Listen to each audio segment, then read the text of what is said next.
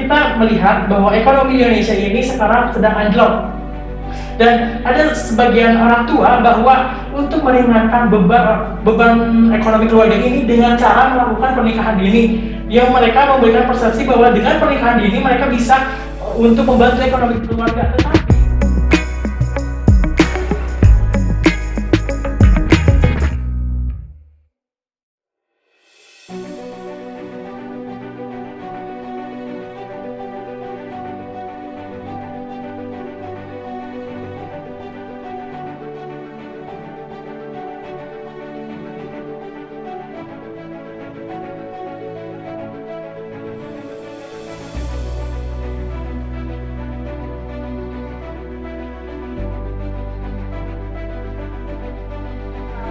Oposisi dari awal sudah tidak menjelaskan bahwa bahan bakar fosil yang sedang dikembangkan itu seperti apa, dan bahan bakar di sini juga saya akan menegaskan kembali bahwa bahan bakar baterai yang bisa dibilang lebih mengeluarkan biaya yang besar itu, saya menyanggah hal itu karena pada dasarnya 6,5 juta orang meninggal di seluruh dunia akibat polusi dan kualitas udara yang buruk dihasilkan dari penggunaan sumber energi yang tidak ramah lingkungan.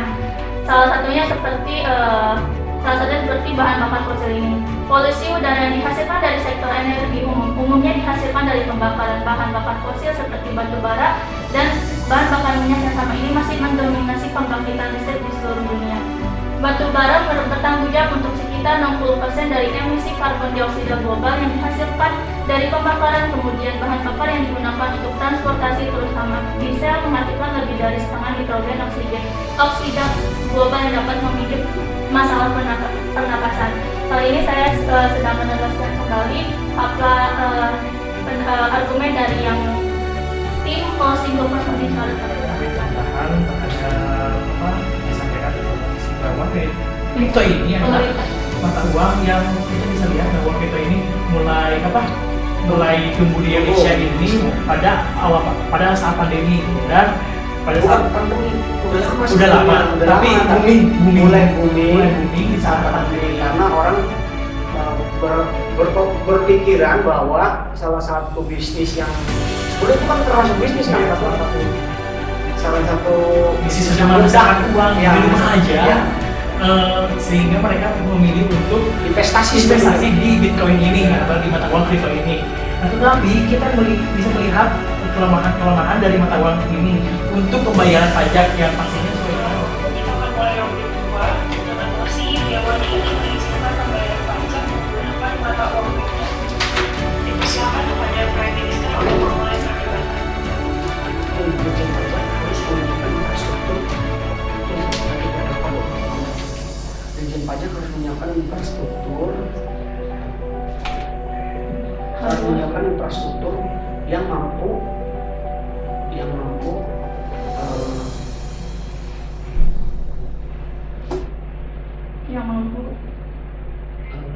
infrastruktur yang mampu menangani teknologi terkait dengan cryptocurrency, ya. Kemudian Dirjen Pajak juga harus memberikan bimbingan kepada wajib pajak dalam memberikan pelayanan perpajakan karena terkait dengan pemahaman cryptocurrency yang ini. Dirjen Pajak harus menetapkan infrastruktur yang mampu menangani teknologi kripto. Iya, betul. Kemudian juga Dirjen Pajak harus memberikan sosialisasi kepada wajib pajak dalam pemberian pelayanan pajak, dikarenakan tadi masyarakat masih belum memahami dengan baik bagaimana teknologi cryptocurrency. Yang data saya memperkenalkan diri, nama saya Rama Fatul Rahman dari Opening Negotiation. Baik, pidato ini akan dimulai pada 4, 3, 2, 1. Bisa kita lihat bahwa mata uang kripto ini tadi sudah dijelaskan bahwa mata uang kripto ini di Indonesia mulai naik pada saat 1 tahun terakhir di saat pandemi. Tapi kita bisa lihat bahwa Indonesia masih belum bisa menerapkan pembayaran pajak menggunakan kripto, dan saya akan menyampaikan poin-poin bantahan dari tim oposisi. Yang pertama yang tadi disebutkan bahwa kripto ini adalah mata uang alternatif untuk pembayaran di masa sekarang. Nah, saya akan membantah bahwa kita bisa lihat ke belakang bahwa masyarakat Indonesia ini masih menganut ada ketimur-timuran, sehingga untuk mencapai target kripto ini bisa diizinkan di Indonesia ini cukuplah membutuhkan waktu yang lama. Kedua, masih masyarakat Indonesia masih belum rata dengan teknologi. Jadi pembayaran pajak yang bisa dilakukan oleh mata uang kripto ini hanya bagi mereka yang melek terhadap teknologi. Kita harus bisa meningkatkan juga masyarakat yang belum mencapai kesetaraan teknologi yang ada di daerah perkotaan misalnya. Nah, kemudian saya juga akan membantah bahwa mata kripto ini belum bisa dijadikan sebagai metode pembayaran pajak, karena mata uang kripto ini sekarang belum menjadi alat pembayaran yang sah, sehingga kecil kesempatan untuk mengizinkan pembayaran pajak ini menggunakan kripto. Tadi dengan cara pemerintah memberikan kebijakan bahwa ada legalitas untuk penggunaan kripto dan ada, tapi yang dibikin pajak harus memberikan sosialisasi kepada masyarakat. Bikin pajak harus memberikan sosialisasi. Udah Pajak harus memberikan sosialisasi kepada masyarakat. Saya akan menguatkan argumen dari tim oposisi gitu.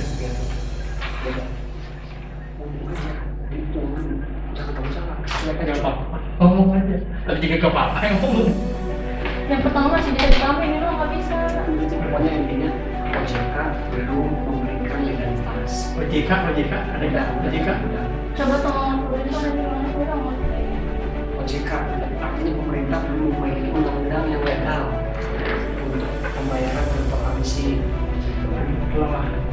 Saya akan mengungkapkan argumen yang pertama bahwa mata uang kripto bukanlah mata uang atau belum disahkan secara resmi kepada pemerintah. Pada tahun 2014, IRS mengeluarkan aturan bernomor 2014-21 yang menyatakan bahwa mata uang kripto diberlakukan sebagai barang kepemilikan properti dan bukannya mata uang, sehingga menjadi objek pajak penghasilan PPh federal atau belum ada legal secara resmi di Indonesia. Selain itu juga mata uang kripto untuk pembayaran pajak lebih baik. Mata uang kripto ini saya mempunyai alternatif bahwa untuk sekarang sebagai generasi milenial, bahwasanya sekarang harus mendorong kita untuk menjadi pakar teknologi. Oleh karena itu sudah dipastikan bahwa pada saat ini juga kayak menggunakan aplikasi wallet ini makin meluas, dan oleh karena itu sebagai generasi milenial ini harus secara bijak menggunakan teknologi, yaitu dengan cara membayar pajak atau mendirikan aplikasi wallet. Juga turut mendorong pernikahan dini. Nah, ini United Nations Population UNFPA ya, dan United Nations Children. Nah, ini dalam laporan judulnya ini Adapting to COVID-19, Reporting the United Nations Population Fund UNFPA dan United Nations Children Fund UNICEF ya. Dalam laporannya berjudul Adapting to COVID-19, Reporting the UNFPA UNICEF Global Program to End Child Marriage to Respond to the Pandemic. Jadi memprediksi 4 juta perkawinan anak perempuan terjadi dalam 2 tahun ke depan dalam kurun waktu pandemi dan pandemi COVID-19. Dalam penelitiannya 4 juta, kurang lebih 4 juta perkawinan anak perempuan terjadi dalam betul di mana perkawinan terjadi.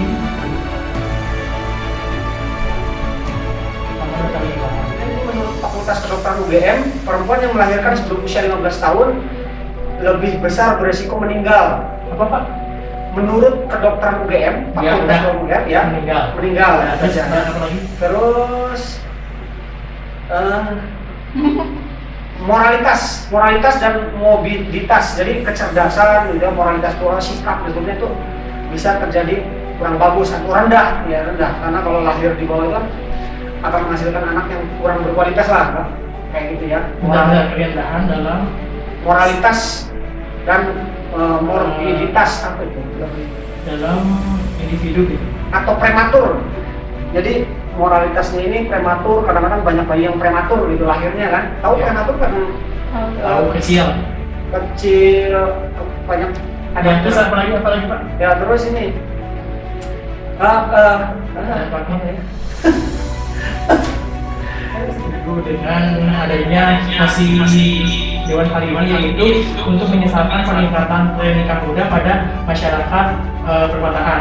Kita bisa lihat bahwa sekarang pernikahan dini itu menurut Direktorat Jenderal Kementerian Agama ada 34.000 pernikahan dini yang mereka yang mengajukan pernikahan dini itu dalam rentang usia 18 hingga di bawah 18 tahun. Artinya mereka untuk mengajukan pernikahan dini mereka melakukan pengajuan dispensasi. Yang selanjutnya kita bisa lihat bahwa tren nikah dini saat pandemi ini meningkat dari tahun sebelumnya.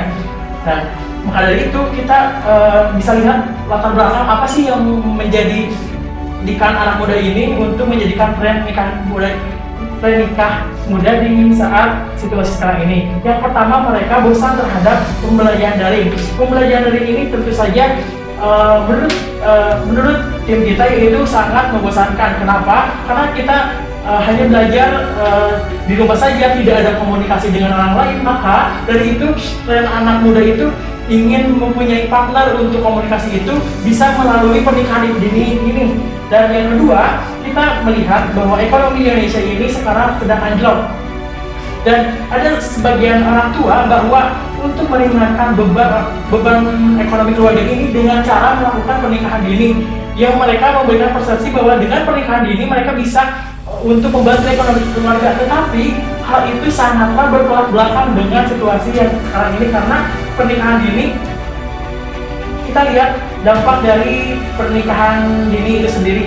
Yang pertama yaitu resiko kematian ibu dan bayi saat proses melahirkan. Tentunya untuk resiko kematian ini kan pernikahan dini bagi mereka melahirkan dalam rentang usia 18 tahun ke bawah. Otomatis resiko ini sangat tinggi untuk para wanita di Indonesia. Yang kedua yaitu dari segi aspek pendidikan, itu dampaknya mereka putus terhadap sekolah, otomatis mereka tidak bisa untuk berkontribusi ke depannya dalam industri era 4.0 ini, karena mereka untuk sekolahnya saja sudah terputuskan. Yang selanjutnya yaitu angka kehamilan di bawah umur ini meningkat dan berisiko lebih tinggi Yang selanjutnya yaitu ada dampak untuk moralitas. Maka dengan adanya pernikahan dini ini bisa melahirkan moralitas yang tidak baik bagi anaknya, seperti adanya prematur atau kerendahan dalam segi individu. Yang selanjutnya yaitu sulitnya akses pekerjaan bagi mereka yang melakukan pernikahan dini. Bahwa kita lihat bahwa Indonesia dalam industri 4.0 ini mewajibkan masyarakatnya untuk bisa berkontribusi dengan cara mendapatkan pekerjaan yang layak yang sesuai dengan industri 4.0 ini. Nah, maka dari itu secara dampaknya bahwa adanya pernikahan dini ini mereka sulit mendapat pekerjaan dan tidak bisa berkontribusi untuk menghadapi industri 4.0 ini. Kemudian yang selanjutnya adalah kemiskinan meningkat, dan kemiskinan ini mempengaruhi untuk Indonesia bisa mencapai industri 4.0. Maka dari itu saya sangat setuju terhadap posisi Dewan kali ini, yaitu menyesal terhadap peningkatan tren nikah muda pada masyarakat perkotaan, dan sikap ini juga harus menjadi perhatian khusus bagi pemerintah dan seluruh jajaran masyarakat untuk bisa menyikapi tren nikah muda ini dengan cukup serius. Sebelum saya memulai pidatonya, apakah suara saya terdengar jelas? Iya, jelas. Baik, selamat siang. Assalamualaikum warahmatullahi wabarakatuh. Perkenalkan, saya Cindy Amelia dari tim Open Government ingin mengungkapkan tentang mosi tentang penyesalan peningkatan tren nikah muda pada masyarakat perkotaan. Pertama-tama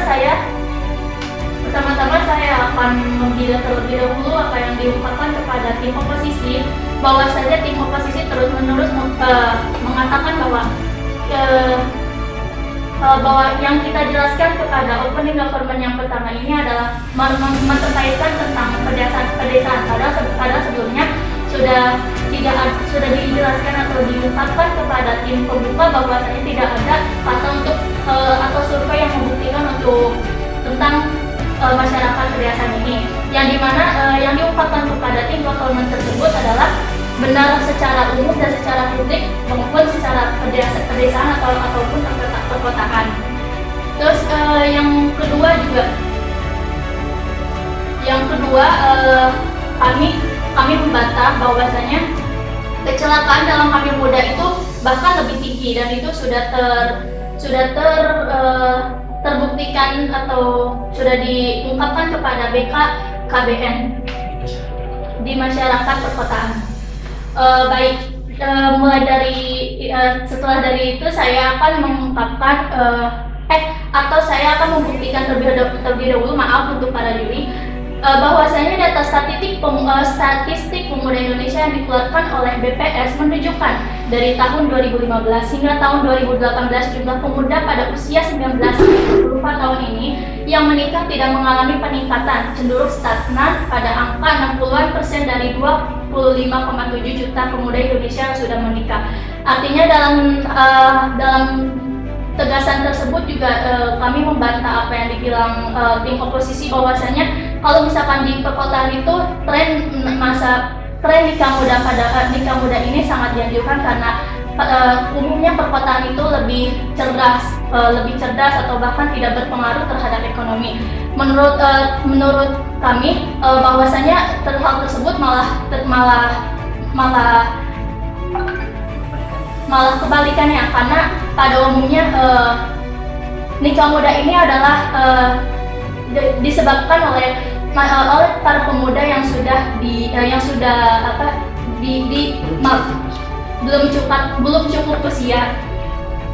belum cukup usia, sehingga mereka seringkali mengalami kecelakaan dini atau bisa dibilang terhadap kecelakaan seksual pada sebelum dihalalkan. Justru itu akan membuat perekonomian Indonesia semakin terpuruk, karena dari situ juga bisa dilihat ijazah mereka hanya terbuat atau hanya diakhiri dengan SMA. Karena itu kami membaca tentang bahwa tren nikah muda ini dapat memajukan perekonomian Indonesia. Para juri yang terhormat, saya akan mengungkapkan dua argumen dari sebagai tim pemerintah. Yang pertama adalah sejumlah penelitian menemukan bahwa pernikahan di usia muda berpotensi meningkatkan resiko perceraian. Kenapa? Karena pada dasarnya sifat-sifat anak muda pada zaman sekarang masih dibilang sangat labil. Mereka belum siap untuk mengurus anak dan istri mereka pada di nikah muda. Oleh karena itu, hal tersebut juga sangat meningkatkan risiko perceraian, seperti yang sudah dibilang tadi. Yang kedua juga tren nikah muda berisiko gangguan mental hingga berujung perceraian. Sama aja. Disebutkan dalam UU nomor 19 tahun 2019 tentang perubahan atas UU nomor 1 1974 tentang perkawinan. Usia minimal kawin perempuan sudah dinaikkan dari 16 tahun menjadi 19 tahun. Dengan demikian usia pernikahan perempuan dan laki-laki sama-sama 19 tahun. Dewan juri yang terhormat, pernikahan dini bukan saja dapat merenggut hak untuk berkembang mengeksplor diri anak, akan tetapi dapat menyebabkan tinggi angka kematian bayi dan ibu melahirkan. Hal itu disebabkan belum cukup matangnya organ reproduksi yang memiliki resiko besar untuk mengalami kematian pada ibu. Begitupun juga yang sudah dikatakan kepada tim pembuka government tadi. Oleh karena itu, kami sebagai tim pemerintah menyesalkan peningkatan tren nikah muda pada masyarakat perkotaan Indonesia, karena bisa disebutkan dampak buruk dari tren tersebut merupakan banyak dan sangat fatal untuk peningkatan teknologi revolusi 4.0 pada saat ini. Terima kasih. Tapi kemana-mana seperti saya berbicara kemana-mana tadi.